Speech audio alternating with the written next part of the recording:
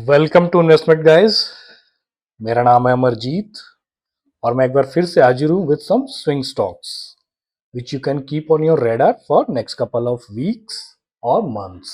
तो ये वीक्स और मंथ्स क्यों बोलता हूँ मैं, क्योंकि जिस तरह का टाइम फ्रेम पे हम उसको एनालाइज करते हैं, कंसिडरेशन में रखते हैं कि या उसमें अगर मंथली लेवल पे ब्रेकआउट हो रहा हो तो हम मंथली लेवल पे ही उसका जो रिटर्न है उसको हम मेजर करेंगे। अगर वीकली पे ब्रेकआउट हो तो वीकली लेवल पे, अगर डेली पे ब्रेकआउट हो रहा है तो डेली लेवल पे देखेंगे कि भाई नेक्स्ट 5-6 दिन या मतलब वही है नेक्स्ट जो भी जितने भी दिनों में कितना ऊपर गया, इसीलिए मैं वीक और मंथ बोलता हूँ। ये वेरी करता है। देखिए, जो चार्ट का पैटर्न होता है, जो भी प्राइस का पैटर्न होता है वो मतलब ज्यादातर मैं एक ही टाइप का लेके चलता हूँ। उसमें कभी कभी मंथली टाइम फ्रेम पे ब्रेकआउट हो रहा होता है या पुल बैक बन रहा होता है, कभी वीकली पे सेम चीज हो रही है या कभी डेली पे, तो सब काम करता है। ठीक है, डेली तक काम करता है, उसके नीचे स्विंग ट्रेडिंग में इंक्लूड नहीं किया जाता, फिर वो आपको इंट्राडे में आ जाता है। तो हर वीक मुझे जिस भी टाइम फ्रेम के हिसाब से जिस जैसा जैसा स्टॉक मिलता है वैसा वैसा स्टॉक आपको बताता हूँ। ठीक है, तो जिसमें जो बड़े टाइम फ्रेम वाले होते हैं वो इंस्टेंटली अच्छा मतलब कि परफॉर्म नहीं करते, लेकिन थोड़े टाइम लगा के फिर वो ऊपर जाना शुरू कर देते हैं और फिर काफी ऊपर चले जाते हैं। जैसा उनका टाइम फ्रेम रहता है उसी हिसाब से वो बिहेव करते हैं। अगर डेली पे आपको बहुत ज्यादा स्ट्रॉन्ग अप ट्रेंड दिख रहा है तो हम अगर डेली पे हम सारा एनालिसिस करते हैं तो डेली पे ही उसको हम देखते हैं कि भाई कितना ऊपर गया। ठीक है, तो ऐसे ही चलता है। तो आपको पता ही है कि इसी सिलसिले में जब हमने जो पुराने बता रखे हैं स्टॉक्स कुछ महीने, मतलब ज्यादा से ज्यादा 3-4 महीने, तो वो हम देखते हैं कि उसमें से कौन कौन से स्टॉक्स है जिन्होंने अच्छा परफॉर्म किया, जिसको हम रॉकेट स्टॉक बोलते हैं, एक ही कोई पिक करके लाते हैं हर वीक। तो उसी तरह आज का जो हमारा स्टॉक है वो है टाटा मोटर्स। ठीक है, इस वीक के पहले वाले वीक में मैंने बताया था जो वो था टाटा पावर।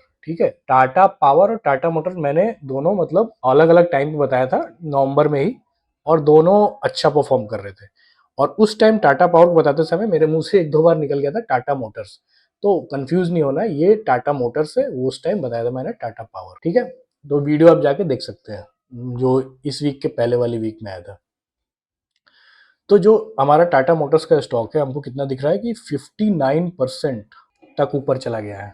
ठीक है, ये 18 नवंबर को हम लोगों ने बताया था, वीडियो जाके चेक कर सकते हो यहाँ से। फिर ये मंडे है 20 नवंबर से 20 नवंबर से ये ऊपर उठना अपना धीरे धीरे करते करते आज ये यहाँ चला गया। लगभग मतलब कि 3.5 महीने 4 महीने का टाइम पीरियड लगा है इसको इतना पहुंचने में। और अराउंड 60% बोल सकते हैं इसको, 53.9 ऊपर 60% लगभग 60% का आपको एक राउंड राउंड ऑफ करके ये रिटर्न दे चुका है। ठीक है, तो अब इसका किस बेसिस पे हमने इसको बताया था, क्योंकि अभी तो ऐसे देखने में लग रहा है कि यार डेली पे तो इसका कोई चार्ट पैटर्न ही नहीं बन रहा है, तो ऐसे ही जा रहा है। तो जी, इसको डेली पे हमने नहीं बताया था, इसको बताया था हमने मंथली पे, वीकली भी नहीं, मंथली। तो देखते हैं क्या बताया था। मंथली में चार्ट स्विच कर रहा हूँ। ये जो ये सारे ड्राइंग है इसको मैं हाइड कर देता हूँ तब आपको दिखेगा। तो यहाँ हमको मंथली पे क्या दिखा था कि ये जो इसका एक प्रीवियस हाई था ना, ये इस हाई का पास जो रेजिस्टेंस था ये काफी पुराना हाई बना हुआ था 2015 का। ठीक है, 2015 का था। उसके बाद से अब जाके ये ब्रेक हुआ था 2023 में। यहाँ पे पहले ब्रेक होने से पहले रेंज थोड़ा सा क्रिएट हुआ था, क्योंकि ये जोन होता है, मान लीजिए 600 के अराउंड इसका हाई था, तो एक 600 के अराउंड एक जोन बना था। और उसके बाद ये नवंबर का हमारा कैंडल था, जो कि नवंबर अभी कंप्लीट नहीं होता उससे पहले ही हमने एंट्री ले ली थी, तो इधर कहीं एंट्री ली होगी। वहां से आपको क्या दिख रहा है, एकदम सही में रॉकेट हो गया ये। तो यहाँ से ये मंथली कैंडल्स है, बहुत मायने रखती हैं। 60% यहाँ से ऊपर चला गया है। ठीक है, तो मंथली पे हमने किया था तो इसलिए मंथली पे ही हम मेजर कर रहे हैं। ठीक है, कभी हम डेली पे करेंगे तो डेली पे जाएगा। तो जितना बड़ा टाइम फ्रेम होगा उतना ही ज़्यादा रिटर्न होगा, ये भी एक फैक्ट है। हम डेली पे अगर करते हैं तो हमको मिल जाएगा 10-15% तक मिल सकता है एक वीक के अंदर, 10 दिन के अंदर, इस टाइप से होता है, ऐसा नहीं है। अभी डेटा पैटर्न्स का मैंने दिखाया था ना, डेटा पैटर्न्स जो पिछले वीक बताया था, वो तो एक वीक के अंदर ही बहुत अच्छा मूव दिया था, मतलब 30% के अराउंड चला गया था, वो 30% से कम था। तो इसी तरह से होता है। और सारे स्टॉक्स रॉकेट नहीं बनते, ये भी एक फैक्ट है। ठीक है, देखिए, trading is all about small profits, large profits and small losses also. अगर आपका ट्रेडिंग में छोटा प्रॉफिट हो रहा है, छोटा लॉस हो रहा है और बड़ा प्रॉफिट हो रहा है, तो आप सक्सेसफुल हो। बस आपका बड़ा लॉस नहीं होना चाहिए। उसके लिए सीधी सी बात है, हम कोई भी स्ट्रेटेजी यूज़ करें, कोई भी सेटअप यूज़ करें, हमारा स्टॉप लॉस इंटैक्ट होना चाहिए। ट्रेलिंग स्टॉप लॉस का कोई एक मैकेनिज्म फिक्स होना चाहिए। और मैं वो हमेशा बताते रहता हूँ कि आपको 20 EMA को as a trailing stop loss लेके चलना है अगर आप एंट्री ले रहे हो डेली टाइम फ्रेम पे। तो ठीक है, चलिए अब आगे बढ़ते हैं। देखते हैं कि पिछले वीक के जो स्टॉक्स थे उन्होंने कैसा परफॉर्म किया, क्या उनमें एंट्री बनी या अभी मतलब वो उल्टा चले गए, रिवर्स चले गए, या किसी में एंट्री बनी तो कितना मूव आया। ठीक है, अभी का मूव वैसे मायने नहीं रखता है, लेकिन अब एक वीक में 2-3% मिल जाए तो भी ठीक है। ठीक है, चलिए। तो पिछले वीक जो मैंने फर्स्ट स्टॉक डिस्कस किया था वो था कार ट्रेड का। कार ट्रेड में मैंने बोला था ये 800 का एक हाई जो है, हाँ दिख रहा है, 800 का जो हाई है, ये क्या बोलते हैं, जब ऊपर के साइड ब्रेकआउट होगा इसमें तब कोई एंट्री बनेगी। और ये मैंने पहले ही से ड्रॉ करके रखा था, अब जाके देखना कि इसको मैंने एक रेजिस्टेंस बताया हुआ था। ठीक है, तो डिपेंड करता है ना वही कि एक्सेप्टेंस होता है या रिजेक्शन होता है। तो जब एक्सेप्टेंस का मतलब हो गया कि इसको प्राइस बायर्स ने एक्सेप्ट कर लिया, सेलर्स ने एक्सेप्ट कर लिया कि भाई चलो ठीक है, चलो ऊपर चले जाओ, हमारा इंटरेस्ट नहीं है अब इसको नीचे ले जाने में। लेकिन यहाँ नहीं हुआ, यहाँ सेलर्स ने रिजेक्ट कर दिया, रिजेक्ट करके फिर नीचे नीचे अभी आ रहा है।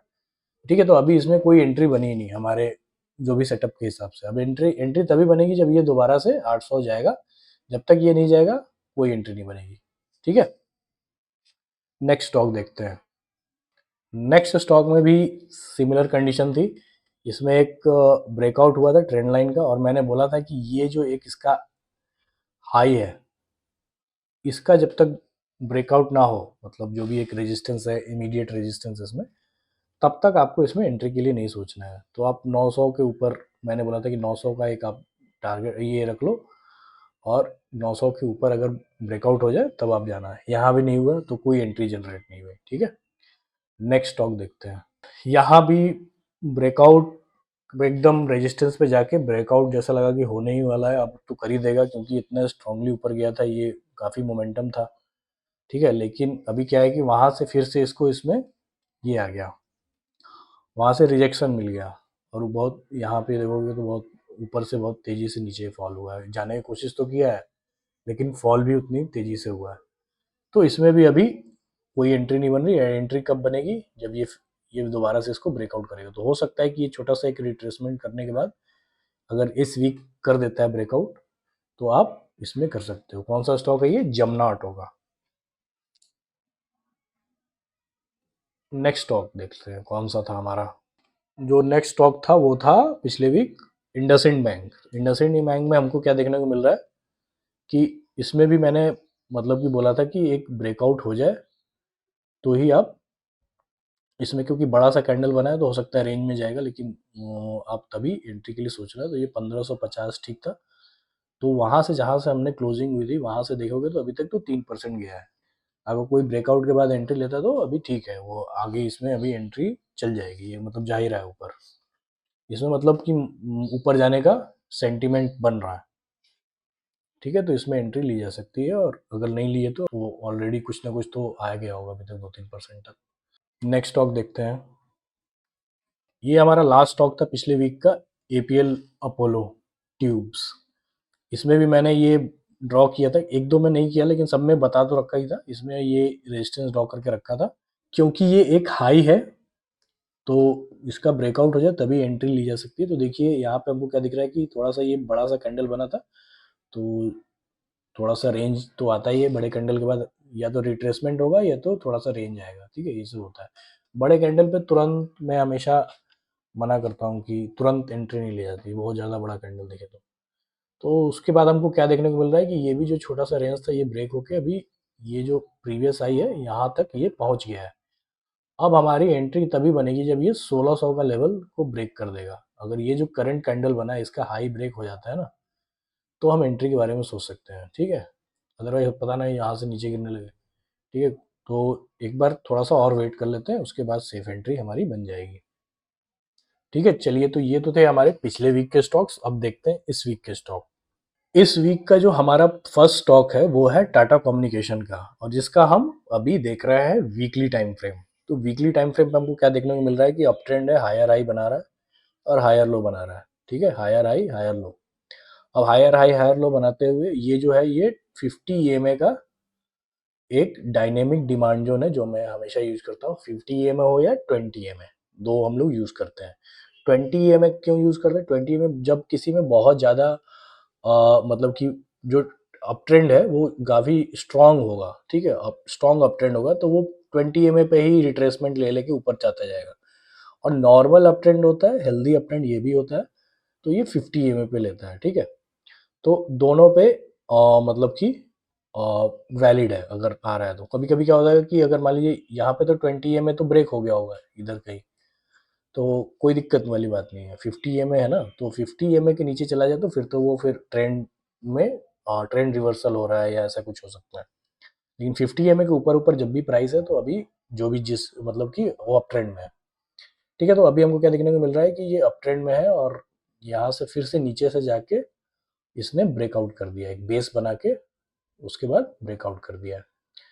और ये वीकली का हम लोग चार्ट देख रहे हैं। अब इसको हमको जब भी एंट्री लेनी होगी कोई, तो हम इसको मतलब कि डेली पे शिफ्ट करना होगा। इसको डेली पे मैं ये हाइड कर रहा हूँ 50 ए में, क्योंकि अभी यहाँ पे ये उस तरह से काम नहीं करेगा। हमको अगर हम एक ही टाइम फ्रेम पे हमको ये फॉलो कर सकते हैं सर, सारे टाइम फ्रेम पे नहीं। अगर हमारा बेस जो है टाइम, जो भी टाइम फ्रेम है वीकली पे, अगर हम एनालिसिस कर रहे हैं तो वीकली के लिए करेंगे, डेली के लिए करना होगा तो डेली पे करेंगे। हमको इसमें क्या देखने को मिल रहा है कि भाई यहाँ पे ब्रेकआउट हुआ था, फिर इसमें एक ये भी हुआ, रीटेस्ट भी हुआ है। ये क्या है? ये रीटेस्ट है, ये जो ये दिख रहा है ना, ये रीटेस्ट है। और रीटेस्ट के बाद फिर ऊपर गया और फिर छोटा सा इसमें रिट्रेसमेंट आया है। ये मैं डेली कैंडल देख के बता रहा हूँ। अब मैं एक बार आपको चेक कर लेते हैं कि 1 आवर पे क्या सच में ऐसा हुआ था। हाँ देखिए, ऐसा आया, रीटेस्ट हुआ और उसके बाद फिर ऊपर गया, अभी छोटा सा एक रिट्रेसमेंट आया है। तो ये देखिए, यहाँ पे जब ऐसे ब्रेकआउट कर गया था ना ये, तो ज़्यादातर कंफर्म हो गया कि हाँ इसमें दो रीटेस्ट के बाद एंट्री बनाई जा सकती है। ठीक है, ये डेली टाइम फ्रेम पर अगर आप ऐसे देखोगे तो इसमें एक ट्रेंड लाइन भी बन रहा है, तो सब कुछ ठीक है। अदरवाइज आपको ज़्यादा मन हो तो यहाँ पे एक और देख लेना कि ट्रेंड लाइन के पास आने के बाद दोबारा जब ट्रेंड लाइन के पास आता है तब भी आप बना सकते हो। अदरवाइज इंस्टेंटली बनाना चाहते हो तो आपका बन सकता है। और स्टॉप लॉस यहाँ पे आप इसको रख सकते हो, 975 है ना।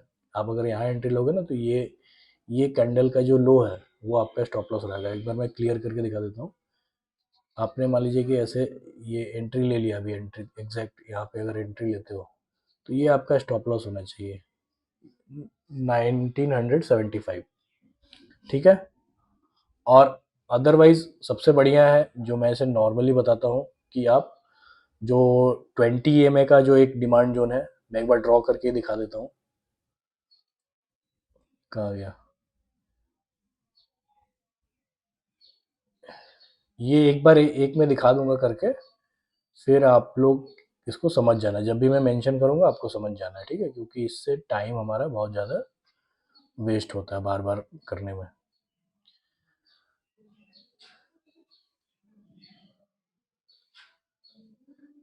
तो देखिए अभी कैसा दिख रहा है हमको कि यहाँ इसी पे ही वो ले रहा है बार बार। ये यहाँ पे एक उस पे रिट्रेसमेंट लेके आया, फिर यहाँ से ऊपर गया, फिर यहाँ कभी इसके हाई कभी लो कभी बीच में आएगा। ठीक है, तो इसके लो के नीचे नहीं जाना चाहिए, मतलब क्लोजिंग नहीं होनी चाहिए ज़्यादातर। ये क्लोजिंग हुई है लेकिन इतना छोटा थोड़ा थोड़ा सा चलता है, माइनर डिफरेंस चलता है, क्योंकि वो तो लाइन है ना, मतलब इतना तो जाएगा ही। तो आपको देखना है कि फिर से दोबारा मान लीजिए यहाँ आता है अभी, तो आप एंट्री ले लो, या तो अभी एंट्री ले लिया है तो आप कभी भी आपको ये ट्रेलिंग स्टॉप लॉस की तरह इसको फॉलो करना होगा कि इसके लो ब्रेक करके प्राइस नीचे ना जाए। जैसे ही जाएगा एग्जिट कर देना। छोटा सा प्रॉफिट भी हो सकता है, छोटा सा लॉस भी हो सकता है, और ज़्यादा ऊपर जाने के बाद ऐसा हो रहा है तो बड़ा प्रॉफिट के साथ ही एग्जिट करोगे।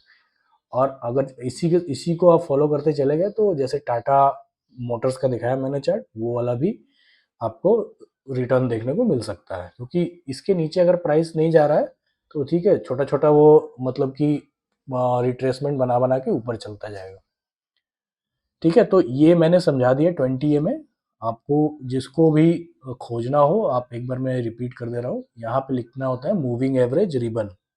ठीक है, मूविंग एवरेज रिबन आ गया ना, ये मूविंग एवरेज रिबन मैं एक बार करके दिखा रहा हूँ। मतलब क्या होता है कि बहुत सिंपल है, लेकिन फिर भी बहुत लोग को टेक्निकली उतने साउंड नहीं होते तो नहीं मिलता है। अब देखिए, मूविंग एवरेज रिबन करके बहुत सारे हैं, ये थर्ड पार्टी ये है। जिसके नीचे टेक्निकल्स लिखा हुआ है ना, ये आपका इनबिल्ट है। ठीक है, तो आपको यही चूज करना है, जो टेक्निकल्स वाला है। कम्युनिटी स्क्रिप्ट में आपको नहीं जाना है। और उसके बाद करने के बाद इसकी सेटिंग आपको पता चल जाएगी उतना खोल के कि कैसे 20 वाला बनाना है। या ये देखिए, आपको इसके सेटिंग में दिखा दे रहा हूँ, स्क्रीनशॉट आप इसी तरह से ले लेना। आपको स्क्रीनशॉट लेके इसको इसी तरह से अपनी सेटिंग कर लेना। ठीक है, तो इसको मैं अब हटा रहा हूँ, ये 20 वाले को हटा रहा हूँ। आपको समझ में आ गया होगा। अब मैं जब भी 20 बोलूँगा आपको समझ जाना है। ठीक है, अभी हमारा आज के एनालिसिस में जो रिक्वायरमेंट रहेगी वो 50 की रहेगी। ठीक है, नेक्स्ट स्टॉक के लिए, तो मैं अभी उसको अप्लाई कर रहा हूँ। और अभी जो मैंने अभी दिखा रहा था, मैं 1 आवर पे आपको ऐसे दिखा रहा था, तो आपको जो 20 में लगाना है वो 1 आवर पे नहीं लगाना है। वो मैं मेरे ध्यान से उतर गया, मैंने 1 आवर पे अप्लाई करके दिखा दिया। आपको जो 20 में लगाना है वो 1 डे पे लगाना है। ठीक है, जैसे अभी मैं इसमें लगा के दिखाता हूँ।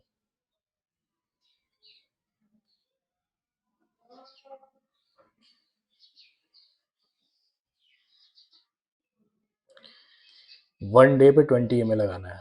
1 आवर खुला हुआ था तो मेरे ध्यान से मैं उतर गया। मैं 1 डे पे आपको 20 में लगाना है, 1 आवर पे मत लगाइएगा। अब नेक्स्ट स्टॉक देखते हैं। नेक्स्ट जो स्टॉक है हमारे सामने वो है टाटा पावर। टाटा पावर वही स्टॉक है जो 2 वीक पहले जो मैंने मेंशन किया था रॉकेट स्टॉक में। तो उस टाइम ये यहाँ पे था, इसके अराउंड कहीं था, इधर कहीं होगा। वहाँ से ये रिट्रेसमेंट लेने के बाद, अपना बेस बनाने के बाद, ये 50 में है, पता ही होगा आपको। और ये डेली टाइम फ्रेम है, ये वीकली नहीं है। अब जो नेक्स्ट 4 चार्ट हम डिस्कस करेंगे ना, वो बेसिकली डेली टाइम फ्रेम पे ही उनका जो भी सेटअप बन रहा है। एक जो फर्स्ट वाला था वो वीकली पे बन रहा था, और उसके बाद हमने जो एंट्री है उसका कैसे होगा वो डेली पे डिस्कस कर लिया। अब जो चार्ट है वो सारे सेटअप ही हमारे डेली पे बन रहे हैं। तो ये 50 टाइम EMA पे का जो डिमांड जोन है उस पर एक बेस बनाने के बाद इसमें ब्रेकआउट हुआ है। और breakout is backed by a good amount of volume. इसमें वॉल्यूम में स्पाइक देखने को मिल रहा है।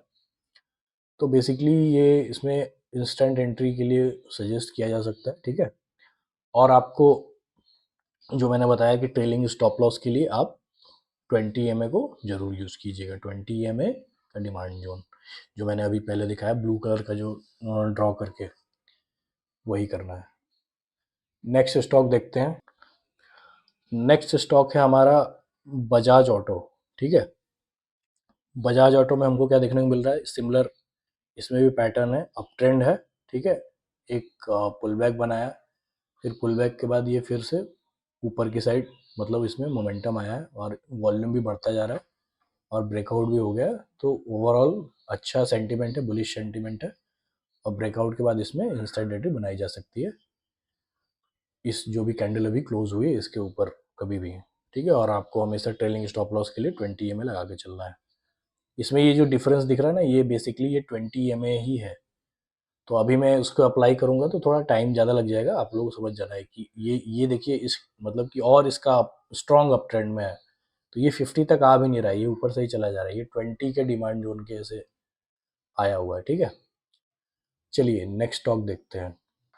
अगला स्टॉक है हमारा भारती एयरटेल। भारती एयरटेल में सिमिलर पैटर्न है, अप ट्रेंड में है ये। उसके बाद इसने एक बेस बनाया यहाँ पे, ये 50 है का डिमांड जोन है। उसके बाद इसमें ब्रेकआउट हुआ और ये छोटा सा एक दिन ब्रेकआउट होने के बाद आके एक रीटेस्ट जैसा हुआ है। अभी रीटेस्ट हुआ है, तो यहाँ पे भी एंट्री बनाई जा सकती है।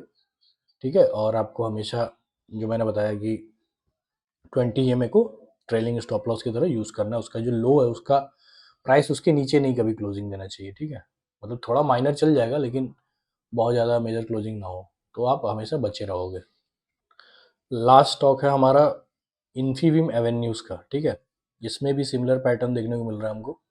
और एक चीज़ और ध्यान रखनी है कि इन्फीबीम क्या है कि 40 रुपीज़ के अराउंड अभी चल रहा है, तो थोड़ा सा उस हिसाब से आप देखा जाए तो उसको पेनी स्टॉक्स की कैटेगरी में आता है ये।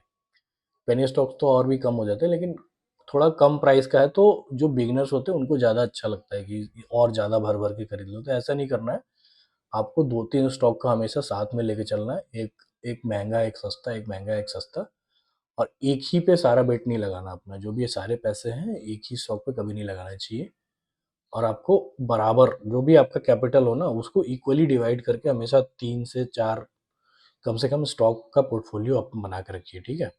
ऐसा नहीं कि एक ही इन्फीबीम खरीद लिए और मान लीजिए गलती से कुछ हो गया तो फिर आप बोलोगे कि ये सर ने बताया था। ऐसा नहीं होना चाहिए, ठीक है, क्योंकि मैं भगवान का भाई नहीं हूँ। बहुत सारे मैंने बताया ना अभी जो क्या बोलते हैं पिछले वीक के दिखाए, इतना इतना जल्दी तो ऊपर नहीं जाते ना। कुछ भी उल्टा सीधा आ गया जो थोड़े टाइम के लिए आ गया तो आपको तो तुरंत ज़्यादा पैनिक हो जाओगे। तो वो चीज़ नहीं होना चाहिए, तो आप ध्यान से इसको ट्रेड करना। तो इसमें भी वही चीज़ सिमिलर पैटर्न हमको देखने को मिल रहा है कि नीचे आया, बेस बनाया, फिर ऊपर जाके ब्रेकआउट किया, और ब्रेकआउट में भी अच्छा वॉल्यूम देखने को मिला है, मतलब अच्छे वॉल्यूम के साथ इसको सपोर्ट मिल रहा है ब्रेकआउट में। तो ये भी अच्छा, मतलब कर सकता है आगे जाके, इसमें भी पोटेंशियल है और ऊपर जाने का। तो इसमें भी इंस्टेंट एंट्री बनाई जा सकती है, और आपका जो ट्रेलिंग स्टॉप लॉस है उसको हमेशा इंटैक्ट रखना है। क्या है आपका ट्रेलिंग स्टॉप लॉस? 20 EMA का डिमांड जोन। कैसे बनाना है वो सारा मैंने आपको तरीका बता दिया है, ठीक है। तो ओवरऑल इस वीक के लिए यही सारे स्टॉक्स थे। आई होप कि सारे जो भी एनालिसिस था आपको अच्छे से समझ में आया होगा। मैं काफ़ी इजी लैंग्वेज यूज़ करता हूँ जो कि हर किसी को समझ में आए, और छोटी सी छोटी बात को भी मैं मेंशन करना चाहता हूँ कि आपको कोई भी कन्फ्यूज़न ना रहे, ठीक है। जो भी प्रिकॉशंस लेने चाहिए वो भी मैं आपको समझा देता हूँ। तो आई होप कि ये वीडियो आपको पसंद आई होगी, और जो लोग नया देख रहे हैं, नए लोग देख रहे हैं इस वीडियो को, प्लीज़ इसको चैनल को सब्सक्राइब कर लीजिए। इस तरह की वीडियो हर वीक में लेके आता हूँ, और मैक्सिमम जो ट्रैक रिकॉर्ड रहा है हमारे जो भी स्टॉक डिस्कस हुए, अच्छा ही है, मतलब मोर देन आप बोल सकते हो 85% ऑफ द स्टॉक्स अच्छा ही काम कर रहे हैं। Thank you.